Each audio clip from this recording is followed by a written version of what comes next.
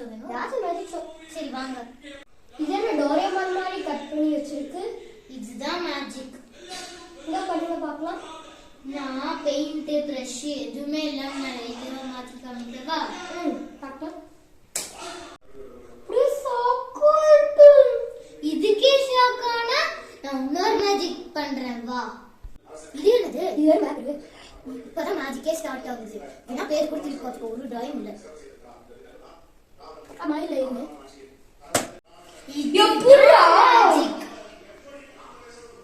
குட்டி டிராயிங் இருக்கு.